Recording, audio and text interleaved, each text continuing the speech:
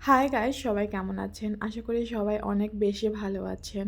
তো চলে আসলাম নতুন একটি ব্লগ নিয়ে। আশা করি আপনারা পুরো ভিডিও জুড়ে থাকবেন এবং আপনাদের কাছে ভালো লাগবে। আজকে আপনাদের যেখানে নিয়ে এসেছি সেটা হচ্ছে আমাদের ভোলাতেই অবস্থিত। এর নামটা হচ্ছে তেঁতুলিয়া। সম্ভবত ভোলা তেঁতুলিয়া নামে পরিচিত আরও নাম আছে কিনা সেটা আমার জানা নেই। তো জায়গাটা অসম্ভব সুন্দর।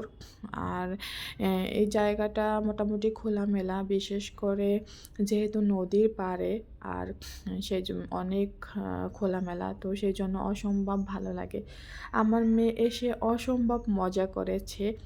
জায়গাটা কিন্তু অত বেশি বড় না, কিন্তু ভীষণই ভালো লাগে। বিশেষ করে সামনে নদী থাকার কারণে আরও বেশি ভালো লাগে।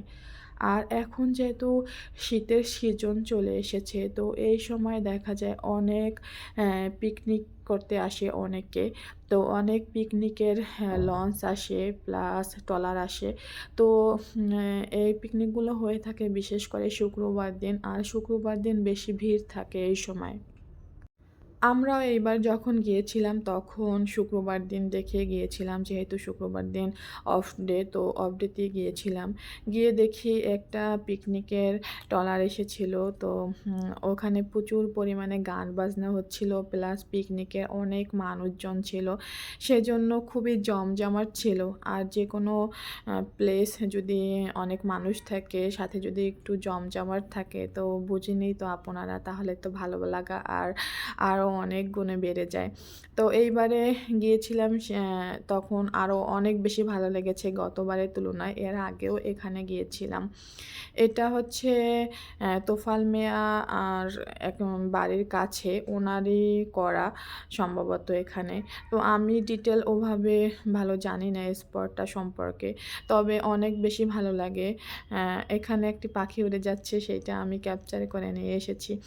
তো ভীষণই সুন্দর প্লেসটা। এখানে মোটামুটি খাবারও পাওয়া যায়, বিশেষ করে ফুচকা থেকে শুরু করে বাদাম, মানে মোটামুটি আকারে ছোট্ট পরিসরে যতটুকু প্রয়োজন তো ততটুকু পাওয়া যায়।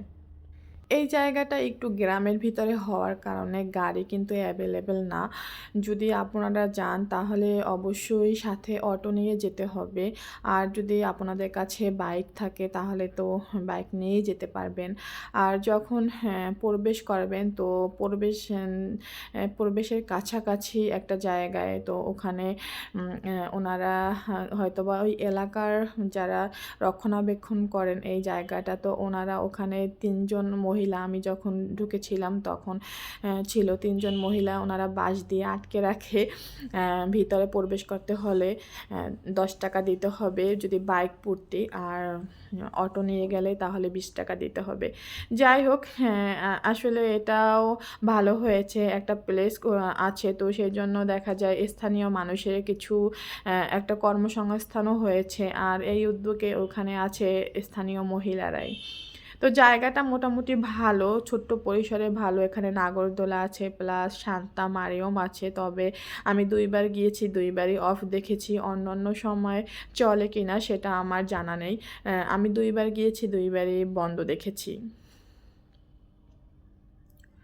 মোটামুটি মুক্ত পরিবেশে অসম্ভব সুন্দর। আমার ভীষণই ভালো লেগেছে। আপনারা যদি যান তাহলে আশা করি আপনাদের কাছেও ভালো লাগবে। আর স্থানীয় ছোট, ছোট বাচ্চাদের হাতে দেখা যায় বেলুন, তারপর হচ্ছে বিভিন্ন প্রকারের ফুল। আমার মেয়ে তুবাও একটা ফুল কিনেছে, তো এগুলো ওরা বিক্রি করে। তো ওদের এখানে এর মাধ্যমে ওদেরও একটা ছোটোখাটো একটা টাকা ইনকামের সোর্স হলো। শীতের এই পুরো মৌসুম জুড়েই এখানে বিভিন্ন রকমের ট্রলার আসবে, বিভিন্ন দেশ থেকে মানুষ এখানে ঘুরতে আসবে। তো এই নদীর ওপারে আরেকটি চর আছে, দেখা যায় বিভিন্ন মানুষ সেখানে গিয়ে থাকে নৌকা যোগে। তো তাদের একটু কাদামাটি লাগানোরও একটু ব্যাপার ওখানে আছে গেলে। তো এটাই দেখা যায়, পানি লাগলো, কাদা লাগলো, তো অনেক মানুষই যায়, অবশ্য আমি যাইনি। তো আশা করি আপনাদের কাছে সম্পূর্ণ ভিডিওটি ভালো লেগেছে। যদি ভিডিওটি ভালো লেগে থাকে অবশ্যই লাইক, কমেন্ট এবং শেয়ার করে দিবেন। আপনি যদি আমার ইউটিউব চ্যানেল থেকে আমার ভিডিওটি দেখে থাকেন তাহলে আমার চ্যানেলটি অবশ্যই সাবস্ক্রাইব করে দিবেন। আজকের মতো এখানেই সমাপ্তি। সবাই অনেক বেশি ভালো থাকবেন, সুস্থ থাকবেন। আসসালামু আলাইকুম। টাটা সবাইকে।